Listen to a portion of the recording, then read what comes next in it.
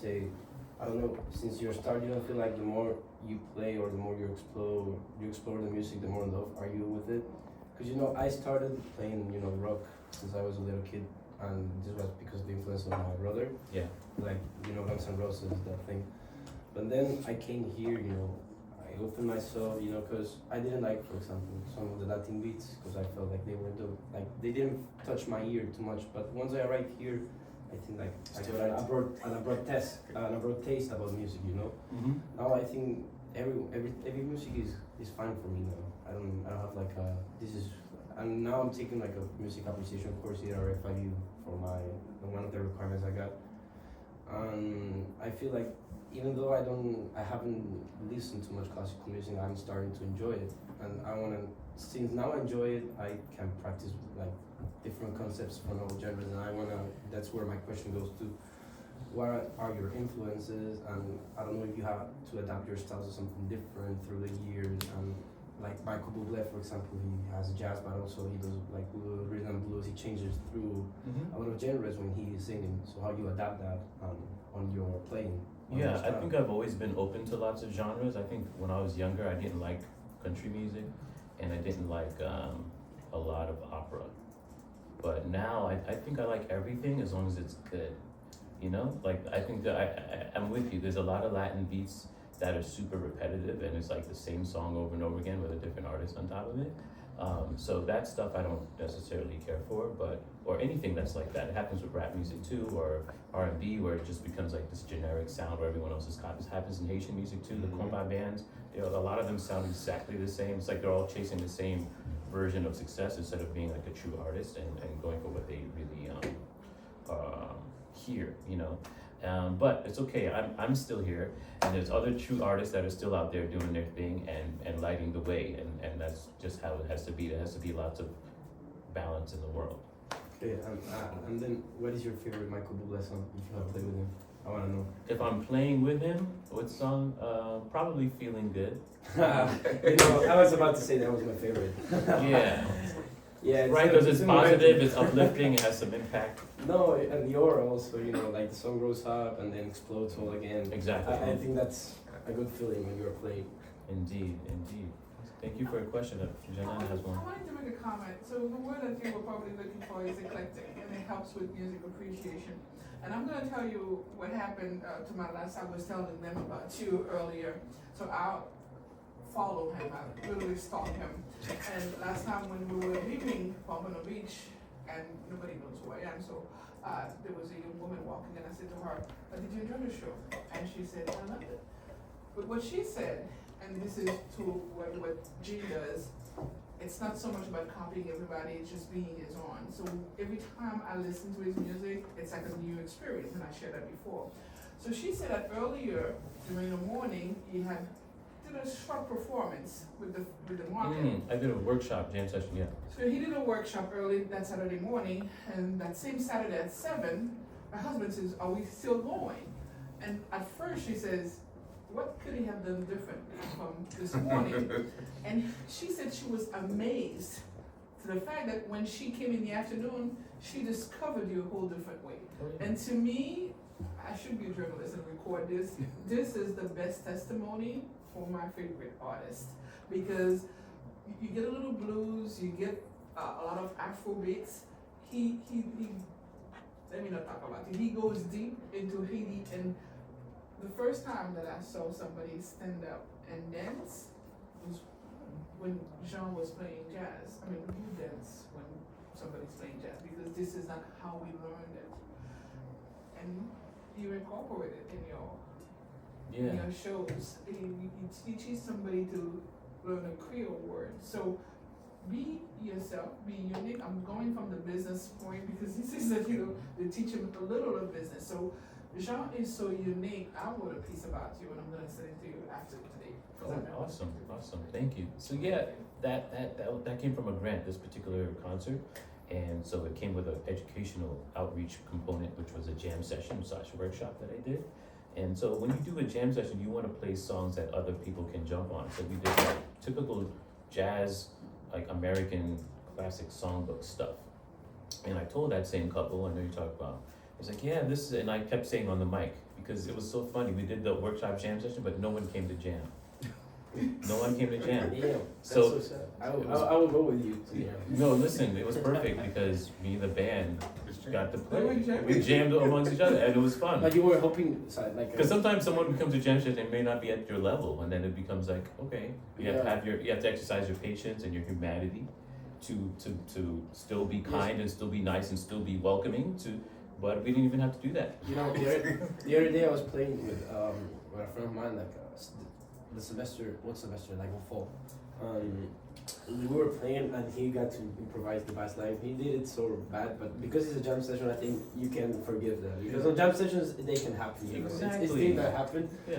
And you know, that's what I like from the jazz session is like every musician is so open to everyone, even though they may not be at the level. That's Right. I think like for a musician, that's where you go if you want to learn or if you want to connect. You know? Exactly. So I told a couple on the mic, hey, this is different than what I'm going to be doing tonight. Tonight I'm going to be doing my own original music where I fuse Haitian and jazz elements together. This is a jam session and we're going to keep it more on the American side. And so that's what happened, yeah. And then I would also add the humility because I'm gonna share Professor's testimony. Yeah. Oftentimes it's like a soccer team where everybody wants to be the one doing the goal. Even in the show, a Jean Caze show, your humility of letting the other shine, it's something that speaks truly about your character. Yeah. Thank you. I look at it as a democracy, and I said this at the jam session. I said, we come together, we play this melody, and then we all take turns with what we have to say, and we leave. And at the end, we come back together and we finish. And I said, we come together, and I said, just like America, right? And everyone was like, Well, it was to teach them that, jazz is like democracy and we can do better as humans. And I was trying to make a joke, but it was very uncomfortable. And I said, we're just gonna get back to playing. Awesome. Yeah. Does anyone have any other questions or further questions before we have a special presentation? I have a question. Are you shy? Naturally, yes. I told you guys. That is part of the character building that I had to do to be able to be up here and speak to you guys. You mentioned that you teach at New World and at Palm Beach State College. Yes. And like you said, I think it's smart that you studied business because I feel like a lot of artists now kind of get like a record deal or they're aiming to get that. And it's like, yay, I have this deal. But then it's like, hey, we own all your music now. We have no money. You're broke. Sorry. Exactly. Which is what, a lot of people do that, I guess. And so I feel like, do you feel the importance to tell your students like, hey guys, I know this music thing is fun and I'm glad you have a passion for it, but do you also encourage them to like, study business and like learn to like advocate themselves? Or Not the negotiate New World things? students because they're in high school, Yeah. but the college ones kinda indirectly when they're ready for it and when we get there. But really, my job with them specifically is to help them on their instrument. So I try to keep it focused on that. They need a lot of help with that because trumpet is one of those instruments that you should have had a teacher from day one. But the way the education system is set up here, you have one band director that maybe studied trumpet for a month just to pass a class, and then flute for a month to pass class. So he's only gonna give you so much information. So you're gonna be like building all these bad habits. So I'm like fighting years and years of bad habits to help them play the instrument a little bit easier. Trumpet is very difficult instrument to play well, like every day. You have to condition yourself, and it's like lots of little muscles in your face that you have to like learn and train. That's a great question. I do try to help when I can, and I try to tell my students all the things that were missing in my education that I had to learn the hard way when I actually got into the field. My question, so from the jazz, that you play, which is like your favorite genre from jazz? Because there's like a lot of jazz. My genre, my mix of Haitian, because you know why? Because all the other stuff, you can hear other people who have done it and kind of like, oh, okay, I can do this, I can so follow. that's your identity. But but when I'm playing Haitian jazz, I'm like, this is my chance to find my own voice and discover what I want to sound like over this particular. And I think that you are initiating a new movement because I have never heard about Asian jazz. No, it's not new, but it's not. Or maybe relatively new. It is relatively new, and it's like niche within niche. It's niche. Mhm. But how would be like the Asian? If you mix Asian blend, like what would you say is the identity of the Asian music? First of all, more it's rhythmic? it's really African rhythms, right? Yeah. So during colonial times, Africans came, and from the minute that they came, a lot of them, the word Haiti means land that brings you to your higher self, but a lot of people say it means mountainous land. So the people who were kidnapped and brought to Haiti, they were able to escape and live in the mountains from day one. So they were able to continue their traditions, but they're all from different parts of Africa. So when they got together to do their traditions, things morphed and blended. So there's like literally hundreds of rhythms. Of, But even I feel- Popeye is the dance one, the commercialized one, but there's really hundreds of No, like roots rhythms from Africa that Yeah. identify. But what I feel Haitian like music is. all the rhythms, at least 80% of them have started in Africa, because it's Of course. musically they've always been with the bongos, Mhm. since a lot of time. Mhm. I think some reggaeton, salsa, those genres they incorporate Of beats course. from African origins, Exactly. So we have a few more minutes left in class, but they'll give a round of applause real quick. And I know I'm gonna sit and let John do his thing. So this is the conch shell, or we call it colombi. The animal once lived in here inside, and anyone here ever eat conch before? Are you serious? Oh, they need to come. You guys, all right, there's Bahamian restaurants, there's Haitian restaurants that serve conch. It's kind of like the snail of the sea. And what they do normally is they take out this from the ocean. They take the animal out and then they eat it, whatever. And then they have like this hole that they make, and then they lower this down back.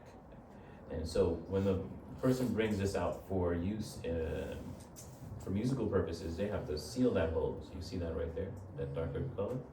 And the person who gave me this, they put this on the roof. I think this was, I can't remember if it was Guadeloupe or Martinique, but they put it on the roof so the sun could beat it down and turn it into more like one color instead of all the multicolors that it usually is. And then finally the mouth part is actually sharp. So they have to cut it and then they sand it down so that it doesn't cut you when you go to play it. And this is the OG trumpet. This is like the way you blow into this is exactly the way you blow into a trumpet. And it has special significance for me because I know during the Haitian Revolution, the slaves used this as like a bugle, so that they had different signals and calls for when to mobilize, when to move, when to do these different types of things. Even though the French had superior weapons, we had Vodou, and we used that as a weapon. We used things like this so this is a symbol of resistance for me from oppression, and that's part of the reason why it's special. But it also has a really cool sound, and they say you can hear the C when you put your ear to it. You want to hear it? Yeah. Well, We don't yeah, have I've tried that before. Okay. Yeah, I know. And so you don't just blow, because if I just blow, it goes like this. You have to learn to form an embouchure that is much like the reed of a saxophone, where something is vibrating. So you have to put some tension in your lips and blow through that and make a buzz.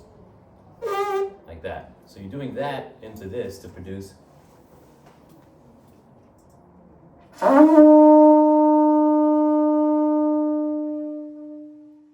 And you don't have to play it loud. You can blow real soft. If I'm warmed up, I can do it. And of course, you can blow harder and faster. So this can go on for like really long periods of time. Now, you can picture, this is the fundamental pitch, the biggest, most purest pitch that can come from it is right here. But if I put my hand in there, I can start to change that pitch.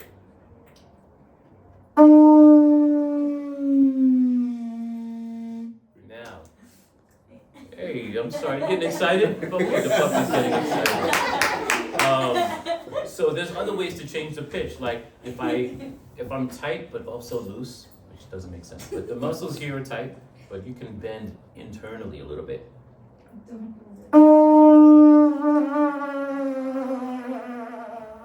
See, it's not as pure, but you can mess around with it.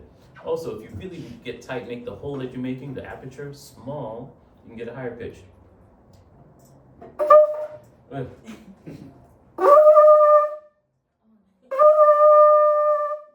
do you think?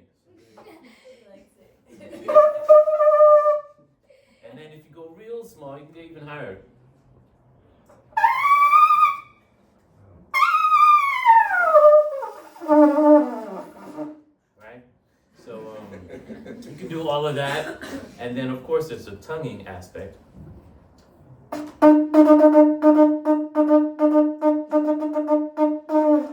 can also do a flutter tongue. I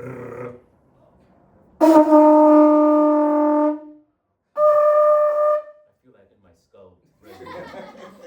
So you're limited. It's not like the trumpet where you can play all the 12 notes. So you have to be creative and like take chances sometimes. And sometimes it works in live situations, sometimes you not. Sometimes your creativity is further ahead than your technique with a limited instrument like that. But I still have fun, and I still like do my thing and try to challenge myself. And most people can feel that in a performance that I'm exploring, and they're like, okay, I'll take that. You know, usually they can identify with the human part of that. In India, they have something very similar to that, but they use it like in religion. Like I know that one of their lords, Shiva, had like that, and once they finish praying, like they hit that. Yeah.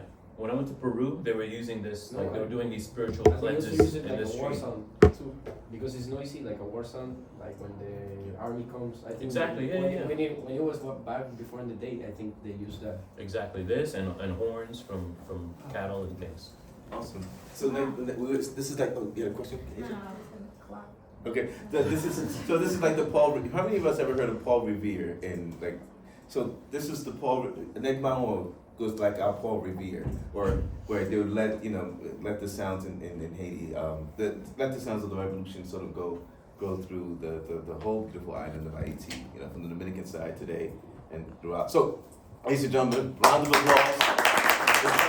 So we got my camera. We're gonna do.